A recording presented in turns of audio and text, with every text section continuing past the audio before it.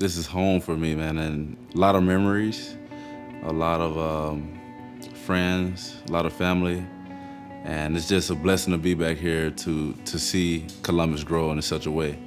Well, if you like seeing classic rare cars, drinking a cup of joe, and supporting a good cause, well, you're in luck. The Cars and Coffee Rally in support of mental health awareness is making its way to Columbus. It's hosted by Cleveland Browns offensive tackle Chris Hubbard. He joins us now to tell us all about it. I was so excited to hear about Chris Hubbard coming to town because, people know who he is. He's kind of like a hometown hero. He went to Carver High School. And the fact that he's brave enough to talk about such a taboo subject as mental illness, that's even greater. I think there are a lot more ears that listen. It's like, wow, you came from here and you're struggling with a mental illness, but you're successful and you're thriving, so I can do well. And students and the community in general, they tend to listen to stuff like that. Just seeing the high school the way it is now, it's emotional because you've seen how much it has grown.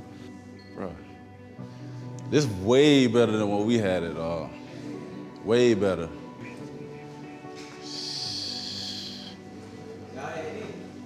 No, man, we ain't had none of this. None of this.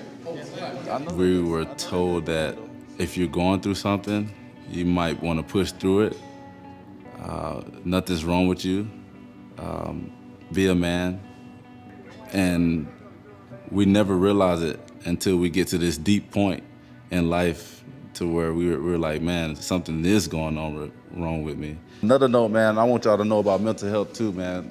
Mental health is serious, man. Whatever, like, if you're dealing with like anything as far as like depression or anxiety or anything like that in your life, like mental health, like I've been through it myself, because football like really wears on you, man.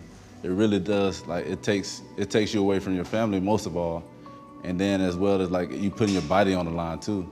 So every day you come to work, man, you got to deal with these hostile environments, going through different stages in life.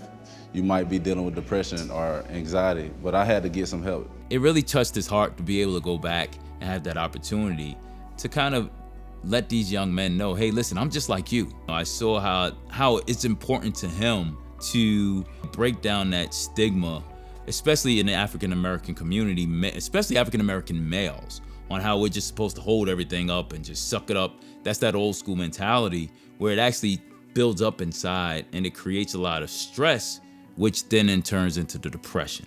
Take care of yourself. Talk to somebody if you're going through it, a counselor, anything, because like you might not know you're going through it, but at that time I was like, man, I'm a dude, man, I'm a man, like I can deal with it myself. But at the same time, I was losing weight. I was 305, I lost weight in like a month, bro. Like I went down to like 275. So I had to get all my weight back from dealing with stress and anxiety and going through the different roles and depression and stuff like that.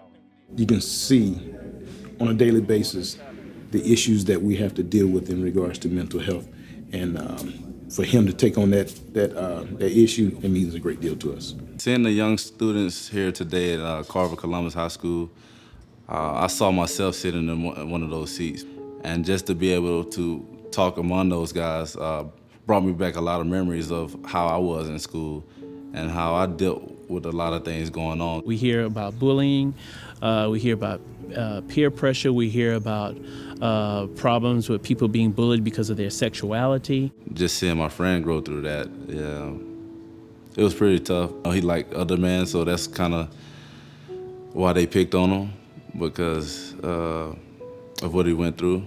But he dealt with a lot of things at home as well too. It's not just as far as bullying at school, but he dealt with everything at home. Like I used to talk to him and try to figure out what's going on, but he was just so sheltered into the fact that, he wasn't gonna let that come out. He was always holding something behind and just keeping it to himself. And then next thing you know, that suicide happened. So.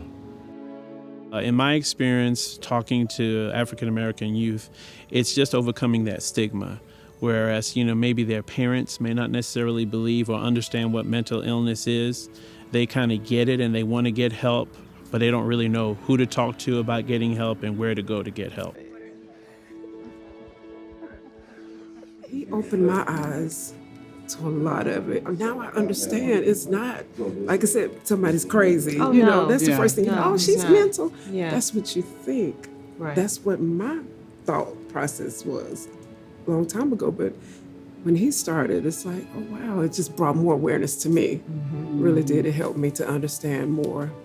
And so where will the proceeds go? The proceeds will go to NAMI. Everything that we're raising will go straight to them, and Okay.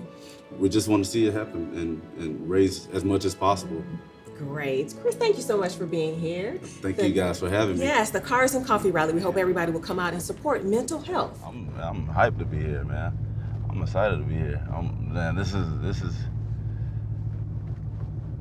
is what it's all about, man. We were out there 6:30 in the morning. The NAMI crew came through. We set up the table. Everybody started popping their hoods, getting the music going. Chris was in heaven.